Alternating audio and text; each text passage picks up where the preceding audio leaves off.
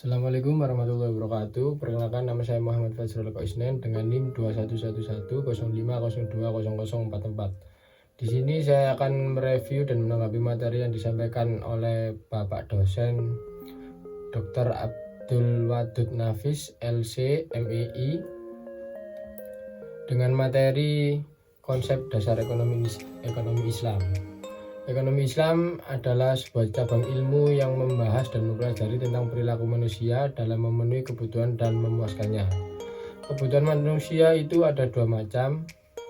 Yang pertama yaitu kebutuhan pokok, yang kedua itu kebutuhan primer. Setelah kita mengetahui pengertian ekonomi selanjutnya, ekonomi Islam adalah ilmu ekonomi yang membahas dan mempelajari tentang perilaku manusia dalam memenuhi kebutuhannya dan memuaskannya, untuk mencapai pahala berdasarkan pada prinsip-prinsip dan nilai-nilai Al-Quran, Sunnah, Ijma, dan Qiyas. Perbedaan antara ekonomi Islam, kapitalis, dan sosialis. Yang pertama dari sumber ekonomi. Islam bersumber dari Al-Quran, As-Sunnah, Ijma, para ulama, dan kapitalis bersumber dari pemikiran dan pengalaman manusia. Sosialis juga sama, bersumber dari pemikiran dan pengalaman manusia. Kompetisi dalam Islam masih dikontrol oleh syariat dan masih berpegang teguh pada Al-Quran. Sedangkan dalam kapitalis itu bebas dan di dalam sosialis tidak ada persaingan. Apapun yang bersifat individu dalam Islam itu semua milik Allah. Berbeda dengan kapitalis dan sosialis, itu sistem bebas individu dan milik umum.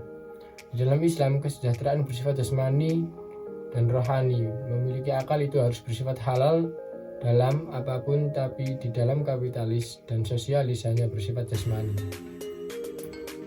Di dalam Islam, mekanisme pasar bekerja menurut maslahah, misalkan apabila berdagang tidak mungkin satu sama lainnya. Di dalam kapitalis, pasar dibiarkan berjalan sendiri. Berbeda lagi dalam sosialis, apapun ditentukan oleh pemerintah.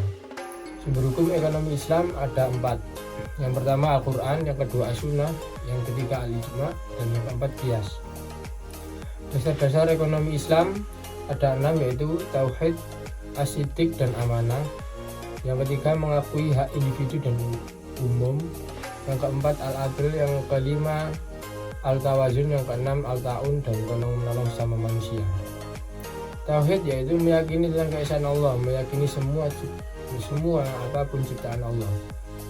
Dan As-Siddiq, amanah, melakukan apapun dengan jujur, bertanggung jawab atas kewajibannya. Mengakui hak individu dan umum, ada hal milik individu dan juga milik umum. Al-Adl yaitu keadilan dalam semua hal. Al-Tawazun yaitu keseimbangan antara individu dan umum, antara jasmani dan rohani. Al-Ta'un dan tolong-menolong sesama manusia. Prinsip-prinsip ekonomi Islam, di mana kita harus bebas dari maghrib, yaitu maghrib, maisir, gharar, dan riba.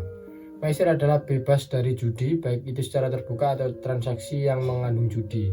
Gharar adalah bebas dari penipuan. Riba itu dibagi menjadi 2, ada riba fadal dan ada riba nasi'ah.